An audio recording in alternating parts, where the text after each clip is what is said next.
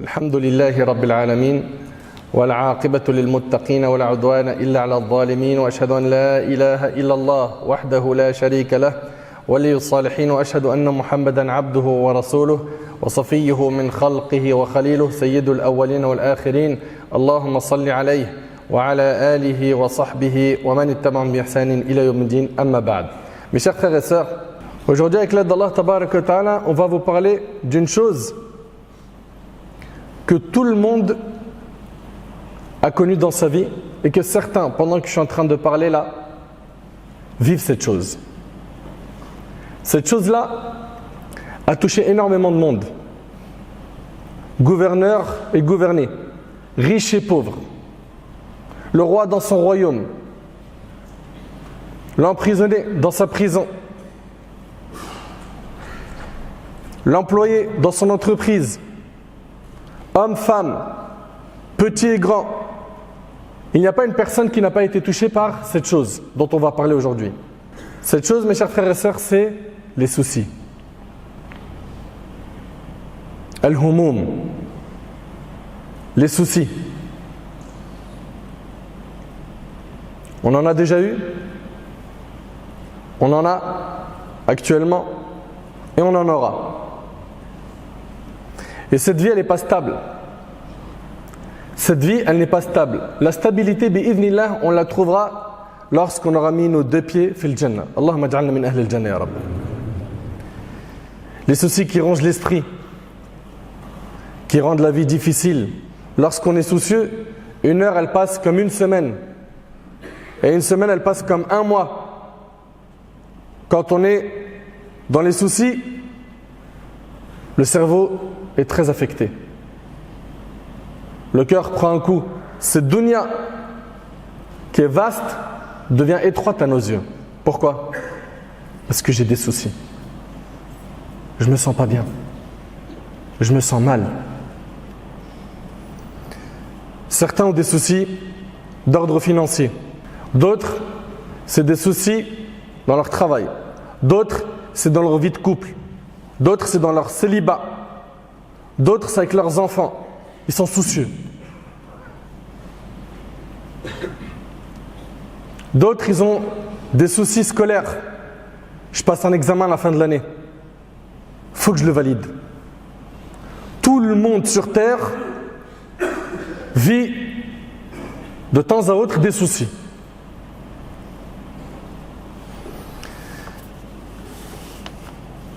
Et je le dis et je le répète, cette vie, elle n'est pas stable. Il faut que tu comprennes que si tu veux vivre une vie sans soucis, ça, tu ne l'auras pas ici-bas.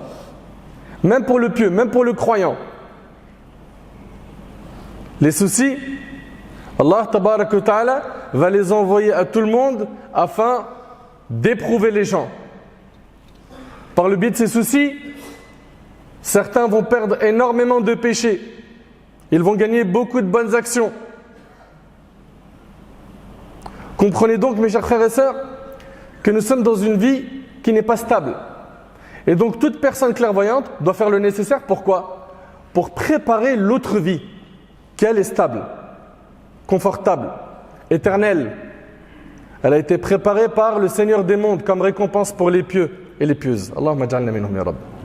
C'est pour cela, subhanallah, que lorsque les gens entreront au paradis, regardez bien, ils vont dire quoi quand ils vont rentrer? وَقَالُوا الْحَمْدُ لِلَّهِ الَّذِي أَذْهَبَ عَنَّا الْحَزَنَ إِنَّ رَبَّنَا لَغَفُورٌ شَكُورٌ. Et ils diront, quand ils vont rentrer au paradis, louange à Allah qui a écarté de nous l'affliction. L'affliction, les tristesses profondes. Notre Seigneur est certes pardonneur et reconnaissant. الذي أحلنا دار المقامة من فضله لا يمسنا فيها نصب ولا يمسنا فيها لغوب. C'est lui qui nous a installés par sa grâce dans la demeure de la stabilité où nulle fatigue, nulle lassitude ne nous touche. La demeure de la stabilité, c'est pas celle-là. On s'est trompé. On a trop misé sur la vie d'ici-bas. Un tel, il court derrière le prestige. L'autre derrière la notoriété, l'autre derrière le grand rang social, derrière l'argent, etc. Vous vous êtes loupés. Vous vous êtes loupés. Ici sur terre, ton objectif premier doit être de gagner la satisfaction d'Allah tabaraka wa ta'ala. Mes chers frères et sœurs, on a été touchés par des soucis, mais gardez en tête une chose, c'est qu'Allah tabaraka wa ta'ala sait ce que tu vis. N'oublie pas qu'Allah tabaraka wa ta'ala a la connaissance parfaite de toutes choses. N'oublie pas également qu'Allah est sage dans ses décisions. N'oublie pas qu'Allah tabaraka wa ta'ala, il est Arhamur Rahimin, le plus miséricordieux des miséricordieux. Donc quand tu es touché par des soucis, comprends que ce n'est pas négatif pour le croyant. Pourquoi? Parce qu'avec ces soucis, Allah tabaraka wa ta'ala, il pardonne des péchés. Avec ces soucis, Allah tabaraka wa ta'ala, il augmente les bonnes actions de ses serviteurs. Le prophète alayhi salatu wassalam, dans le hadith d'Abi Hurayra, a dit: tout ce qui touche le croyant comme fatigue, comme maladie, comme souci, comme tristesse, comme gêne, comme angoisse, même une épine qui le pique est une expiation d'Allah de ses péchés. Ces soucis que tu as font, par la grâce d'Allah, que tu perds des péchés. Tu arrives à imaginer un peu, subhanallah, tu es soucieux, tu es mahmoum, tu es triste. Il y a des péchés qui partent. Il y a des péchés qui partent. Et combien de fois on a vu des soucis, des épreuves qui finalement ont été un grand bien pour la personne, qui l'ont forgé, qui lui ont appris à se prendre en main. Après la difficulté, il a vu la facilité, la délivrance de la part de son Seigneur Azza wa Jal. Allah tabaraka wa ta'ala, il dit: wa 'asa an takrahu shay'an wa huwa khayrun lakum wa 'asa an tuhibbu shay'an wa huwa sharrun lakum wallahu ya'lamu wa antum la ta'lamun. Il se peut que vous ayez de l'aversion pour une chose alors qu'elle est un bien pour vous. Et il se peut que vous aimiez une chose alors qu'elle est mauvaise pour vous. C'est Allah qui sait alors que vous ne savez pas. Mes chers frères et sœurs, comprenez bien que les soucis sont un parmi les outils qu'Allah tabaraka wa ta'ala utilise pour nous éprouver, nous mettre à l'épreuve. Pour nous mettre à l'épreuve. Les soucis, c'est une épreuve qui est parfois plus dure qu'une épreuve matérielle. Ça touche le cœur et ça ronge le cœur. Et c'est parfois beaucoup plus difficile à supporter qu'une perte financière, qu'une épreuve matérielle. Abu Saïd radiyallahu anhu, il rapporte que le prophète alayhi salatu wassalam entre un jour dans la mosquée et il trouva un homme assis du nom de Abu Umama. Il dit: oh Abu Umama, pourquoi te trouves-tu dans la mosquée alors que ce n'est pas l'heure de la prière? Abu Umama radiyallahu anhu répondit: oh envoyé d'Allah, ce sont des soucis et des dettes qui m'ont contraint à y rester. Et regardez subhanallah le compagnon, il a des soucis, il a des dettes, il est où? Il est dans la maison d'Allah à la mosquée. C'est notre réflexe quand on a des soucis, quand on a des dettes.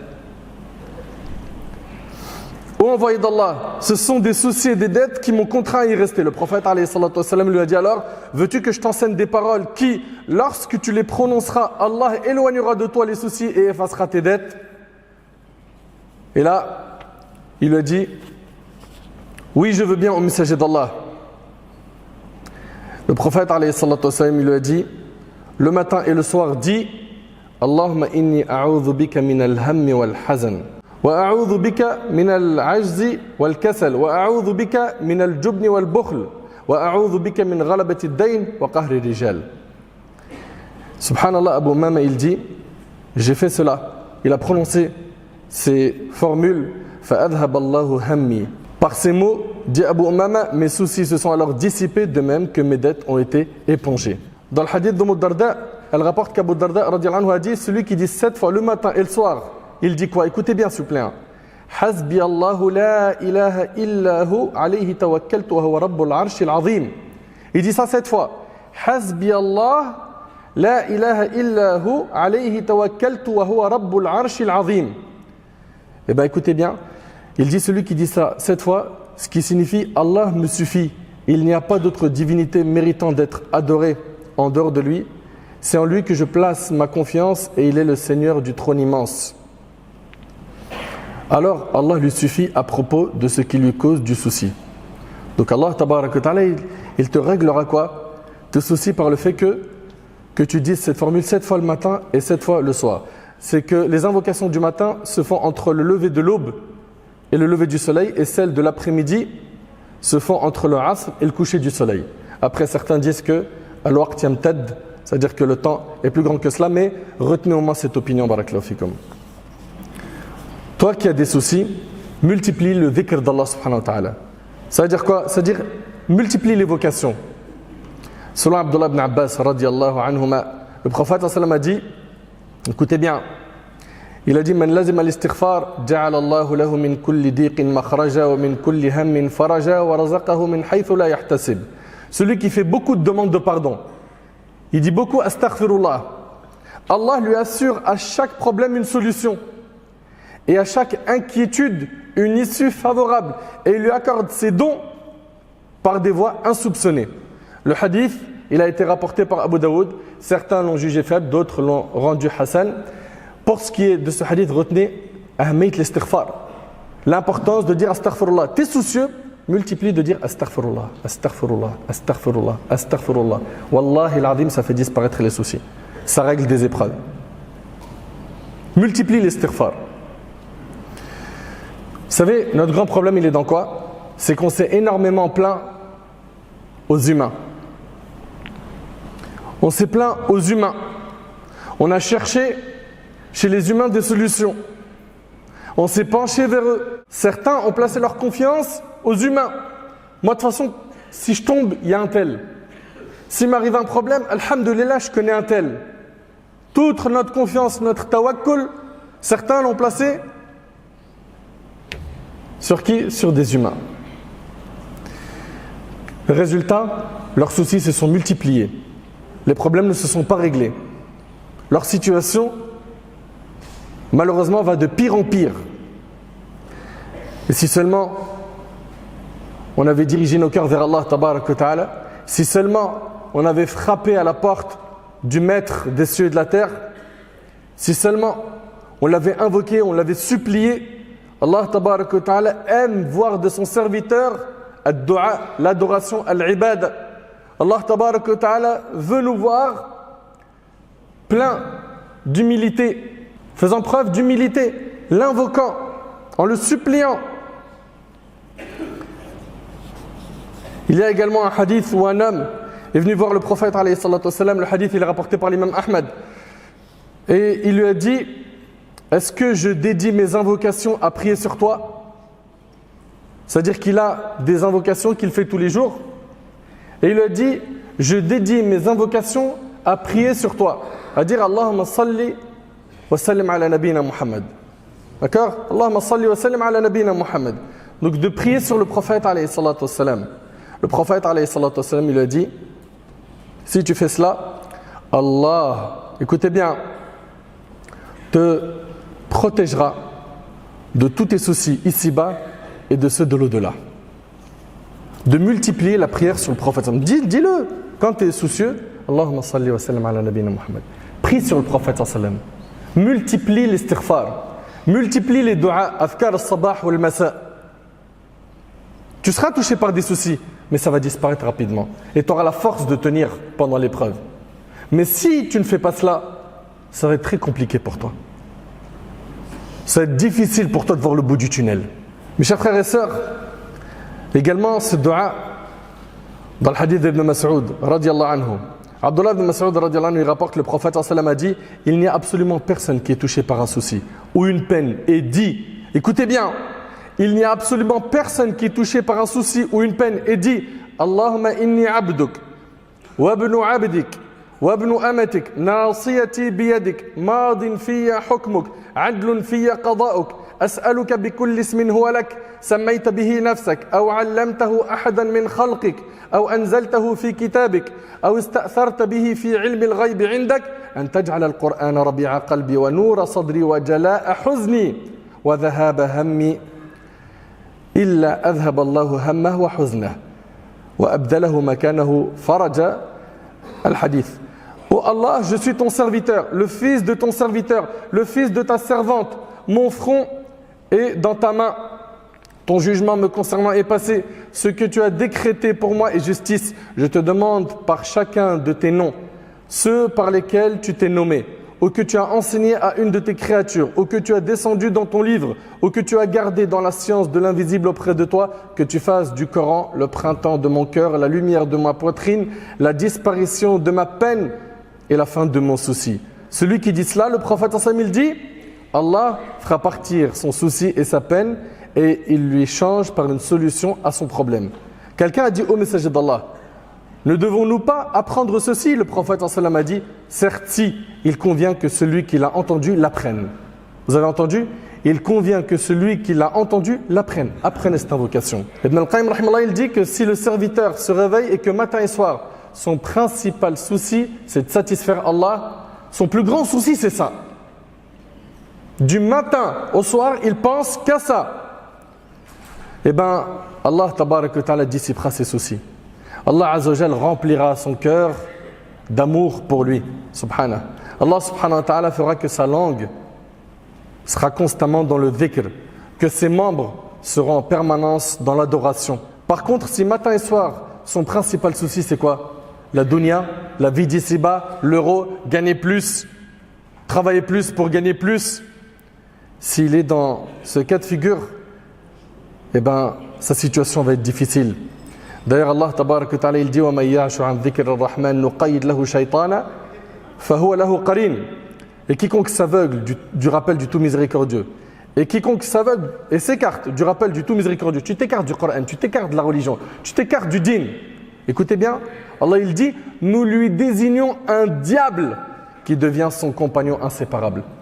Subhanallah, ça explique énormément de choses ce verset. Tu t'écartes de la religion, Allah il te désigne un diable, ça devient ton compagnon inséparable. Tu as vu quand certains, des fois tu restes avec eux, ils sont tellement éloignés d'Allah, tu te dis mais c'est incroyable celui-là, il débite en haram. Mais ces personnes-là, il y a un diable, c'est leur compagnon inséparable. Pourquoi? Le chemin d'Allah, ils n'en veulent pas. Ils ne veulent pas le chemin de la religion. Ça ne les intéresse pas.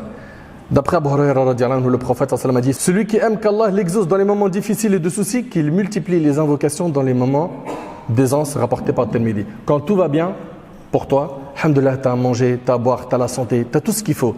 Multiplie les invocations, multiplie les adorations. Quand tout ira mal, Allah tabaraka wa ta'ala, il sera à tes côtés, il va te soutenir, il va t'aider. Par contre, comprends que quand tout va bien, si tu t'écartes du chemin d'Allah, quand tout ira mal, tu seras seul dans le trou de l'épreuve. Et ça va être très très très difficile pour toi. Donc mes frères, mes sœurs, vous avez des soucis, on en a tous. On en a tous. Apprenons à revenir vers l'essentiel, l'adoration d'Allah tabaraka wa ta'ala. À faire de la satisfaction d'Allah notre plus grand souci, notre priorité, à multiplier le dhikr, surtout afkar al-sabah ou al-masa, ceux du matin et du soir. Pourquoi? C'est une protection pour le fils d'Adam. À multiplier la prière sur le prophète sallam, à multiplier la prière sur le prophète sallam, à multiplier l'istighfar, qu'Allah subhanahu wa ta'ala, qu'Allah azza wa jal dissipe nos soucis, qu'Allah tabarak wa ta'ala améliore notre situation, qu'Allah azza wa jal nous accorde la piété, une bonne compréhension de sa religion.